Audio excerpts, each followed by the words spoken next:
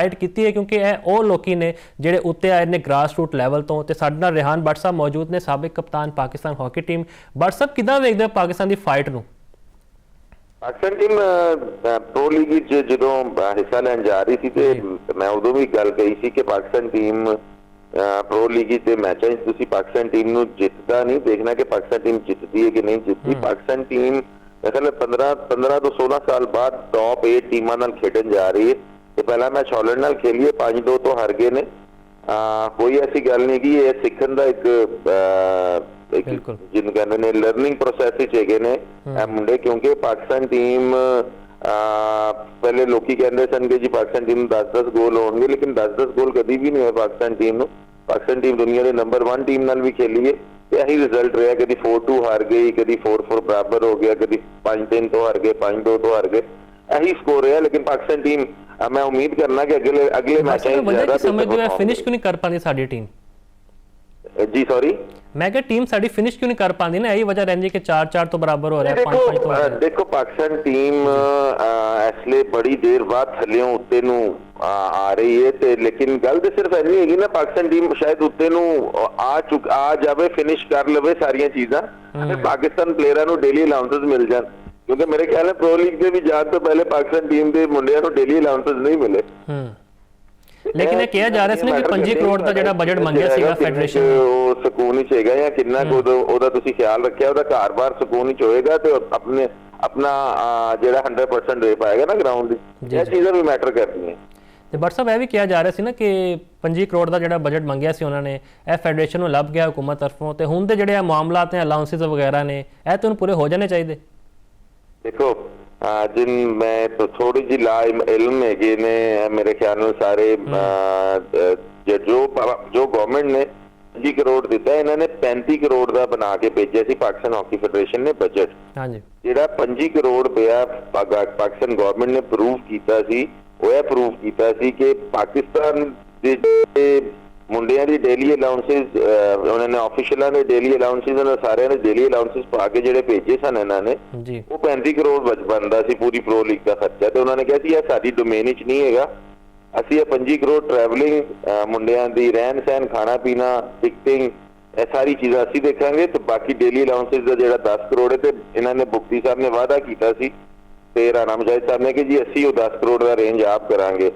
वो 10 करोड़ का रेंज होया या नहीं होया मैनू इस गल का इल्म नहीं है, अलबत्ता मुंडियां नूं डेली अलाउंसेस नहीं मिले, इस गल का मैनू इल्म जरूर है। तो वो 25 करोड़ मैं तुहानूं जिहड़ी सारी तफसील दसी वो इस चीज़ का मिले। बट साहब, साडी रैंकिंग भी बड़ी थल्ले ना, 14 नंबर ते असीं टीम है। जे हुकूमत भी हो सकता है किसी वजह तो कहती होना है कि जी ये रैंकिंग बड़ी घट है, परफॉर्मेंसिस नहीं है, तो इन्ने पैसे देने का की फायदा? चलो ये 25 करोड़ दे के वेख लैंदे ने की करते हैं। नहीं देखो, जे 25 करोड़ दिता गवर्नमेंट ने तो 35 करोड़ भी दे सकते सी। मैं तुहानूं एक गल दसी है कि कभी भी ट्रैवलिंग दे जिहड़े डेली अलाउंसेस ने मैनेजमेंट दे, उस तो बाद प्रेजिडेंट दे, सैकटरी दे, उस तो बाद मुंडियां दे, वो इन्हां दी डोमेन विच हैगा ही नहीं हैगा। वो इन्हां दी डोमेन विच $40 हैगा, वो $40 Pakistan hockey team the daily allowance नहीं हैगा। 30,000 per day Pakistan hockey team दा डेली अलाउंस है। ਤੇ ਉਹ ਜਿਹੜਾ ਹੈਗਾ ਉਹ ਪਾਕਿਸਤਾਨ ਗਵਰਨਮੈਂਟ ਦੇ ਵਿੱਚ ਉਹ ਚੀਜ਼ ਉਹ ਅਲਾਉ ਹੀ ਨਹੀਂ ਕਰਦੇ ਕਿ ਇੰਨੇ ਪੈਸੇ ਦਿੱਤੇ ਜਾਣ। ਲੇਕਿਨ ਮੈਨੂੰ ਇਹ ਗੱਲ ਸਿਰਫ ਸਮਝ ਨਹੀਂ ਆਉਂਦੀ ਕਿ ਪਾਕਿਸਤਾਨ ਗਵਰਨਮੈਂਟ ਨੇ ਜਾਂ ਪਾਕਿਸਤਾਨ ਸਪੋਰਟਸ ਬੋਰਡ ਨੇ ਹੀ ਹਾਕੀ ਨੂੰ ਚਲਾਉਣਾ ਤੇ ਫੈਡਰੇਸ਼ਨ ਕੀ ਕਰਨ ਬੈਠੀ ਹੈ? ਜਦੋਂ ਸੈਰ ਕਰਨ ਬੈਠੀ ਹੈ ਕਿ ਜੀ ਪ੍ਰੈਜ਼ੀਡੈਂਟ ਸਾਹਿਬ ਚਲੇ ਜਾਣ, ਸੈਕਟਰੀ ਸਾਹਿਬ ਨਾਲ ਟੂਰ ਤੇ ਚਲੇ ਜਾਣ। ਅਗਰ ਇਹਨਾਂ ਨੇ ਕੁਝ ਨਹੀਂ ਕਰਨਾ ਮੁੰਡਿਆਂ ਲਈ, ਤੇ ਫਿਰ ਇਹਨਾਂ ਨੂੰ ਬੈਠਣ ਦੀ ਜ਼ਰੂਰਤ ਹੀ ਨਹੀਂ ਹੈਗੀ। ਤੇ ਸਾਡੇ ਜਿਹੜੇ ਕੋਚ ਨੇ, ਬੜਾ ਵੱਡਾ ਨਾਂ ਨੇ ਤਾਹਿਰ ਜ਼ਮਾਨ ਸਾਹਿਬ, ਉਹ ਪਹਿਲੇ ਰੁੱਸ ਗਏ ਸੀਗੇ, ਬੰਗਲਾਦੇਸ਼ ਨਹੀਂ ਗਏ ਸੀਗੇ, ਤੇ ਹੁਣ ਉਹ ਮੰਨ ਗਏ ਨੇ। ਤੇ ਉਹ ਵੀ ਇਹ ਕਹਿੰਦੇ ਰਹੇ ਨੇ ਜੀ ਕਿ ਸਾਡੇ ਕੋਲ ਕੀਪਰ ਹੋਣਾ ਚਾਹੀਦਾ ਇਵੇਂ ਦਾ ਜਿਹੜਾ ਜਦੀਦ ਟੈਕਨੀਕਸ ਜਾਣਦਾ ਹੋਏ, ਤੇ ਸਾਨੂੰ ਗੋਰਾ ਚਾਹੀਦਾ। ਤੇ ਮੈਂ ਇਹ ਸੋਚਦਾ ਪਿਆ ਸੀ ਬੱਟ ਸਾਹਿਬ ਕਿ ਸਾਡੇ ਕੋਲ ਇੰਨੇ ਲੈਜੈਂਡਸ ਰਹੇ ਨੇ ਮਾਜ਼ੀ ਵਿੱਚ, ਕੋਈ ਇਸ ਕਾਬਿਲ ਹੀ ਨਹੀਂ ਹੈਗਾ ਕਿ ਆ ਕੇ ਇਹਨੂੰ ਜਦੀਦ ਤਰੀਕੇ ਸਿਖਾ ਸਕੇ ਕੀਪਿੰਗ ਦੇ। ਮੇਰੀ ਗੱਲ ਸੁਣੋ, ਜਿਹੜੇ ਚੰਗੇ ਸਿਖਾਉਣ ਵਾਲੇ ਨੇ ਉਹ मेरे ख्याल में काम ही नहीं करना चाहते पाकिस्तान की हॉकी फेडरेशन ने, क्योंकि अगर अंजुम सईद जैसे तुसी मैनेजर बना के भेज दोगे अर्जेंटीना पाकिस्तान टीम के नाल, क्योंकि वो जिहड़े खास दोस्त ने ना वही ऐसे इन्हां टूरां दे उत्ते फौरन टपक पैंदे ने ना कि जी हुण अर्जेंटीना जाना, आस्ट्रेलिया जाना, इंग्लैंड जाना, ਤੇ ਅੰਜਨ ਸਹੀ ਸਾਹਿਬ ਮੈਨੇਜਰ ਲੱਗੇ ਨੇ। ਮੈਨੂੰ ਇਹ ਦੱਸੋ, ਅੱਗੇ ਤੁਹਾਡੇ ਕੋਲ ਪੈਸੇ ਨਹੀਂ ਹੈਗੇ, ਤੁਸੀਂ ਮੈਨੇਜਰ ਦੀ ਜ਼ਰੂਰਤ ਕੀ ਸੀ ਤੁਹਾਨੂੰ? ਅਗਰ ਚੰਗਾ ਭਲਾ ਜਿਹੜਾ ਸਿਸਟਮ ਚੱਲ ਰਿਹਾ ਸੀ, ਇੱਕ ਤੁਸੀਂ ਲਾਇਬਿਲਿਟੀ ਆਪਣੇ ਤੇ ਐਡ ਕੀਤੀ ਹੈ ਤੇ ਪੈਸਾ ਦੇਣਾ ਐਡ ਕੀਤਾ ਹੈ, ਜਾਂ ਕਿਸੇ ਨੂੰ ਸੈਰ ਕਰਾਉਣ ਲਈ ਅਪਲਾਈਜ਼ ਕੀਤਾ ਹੈ। ਮੇਰਾ ਨਹੀਂ ਖਿਆਲ ਹੈ ਕਿ ਇਹ ਚੀਜ਼ ਹੋਣੀ ਚਾਹੀਦੀ। ਜਿੱਥੇ ਤਾਹਿਰ ਜ਼ਮਾਨ ਸਾਹਿਬ ਜਿਹੜੇ ਨੇ, ਆਈ ਡੋਂਟ ਨੋ ਕਿ ਉਹਨਾਂ ਨੇ ਇੱਕ ਸਟੈਂਡ ਲਿੱਤਾ ਸੀ। ਮੈਂ ਬੜਾ ਪੁੱਛਦਾ ਕਿ ਕੋਈ ਪਾਕਿਸਤਾਨ ਵਿੱਚ ਵੀ ਇਹੋ ਜਿਹਾ ਬੰਦਾ ਹੈ ਕਿ ਜਿਹਨੇ ਸਟੈਂਡ ਲਿੱਤਾ, ਲੇਕਿਨ ਆਈ ਡੋਂਟ ਨੋ ਕੀ ਉਹਨਾਂ ਦੀ ਗੱਲ ਹੋਈ ਹੈ ਕਿ ਸਾਡਾ ਸਿਸਟਮ ਇਹੋ ਜਿਹਾ ਹੈਗਾ। ਤਾਹਿਰ ਜ਼ਮਾਨ ਦਾ ਵੀ ਕਸੂਰ ਨਹੀਂ, ਸਿਸਟਮ ਇਹੋ ਜਿਹਾ ਹੈਗਾ, ਪ੍ਰੈਸ਼ਰਾਈਜ਼ ਇਹੋ ਜਿਹਾ ਕਰਦੇ ਨੇ, ਜਾਂ ਇਹੋ ਜਿਹਾ ਮੁਲਕ ਦਾ ਉਹ ਦਿੰਦੇ ਨੇ ਕਿ ਜੀ ਬਲੈਕਮੇਲ ਕਰਦੇ ਨੇ ਕਿ ਪਾਕਿਸਤਾਨੀ ਹੋ ਕੇ ਇੰਜ ਕਰਦਾ ਪਿਆ ਤੇ ਫਲਾਣਾ ਕਰਦਾ ਪਿਆ, ਤੇ ਫਿਰ ਤਾਹਿਰ ਜ਼ਮਾਨ ਦਾ ਵੀ ਕੋਈ ਕਸੂਰ ਨਹੀਂ, ਲੇਕਿਨ ਸਟੈਂਡ ਉਹਨੇ ਅੱਛਾ ਲਿੱਤਾ ਸੀ।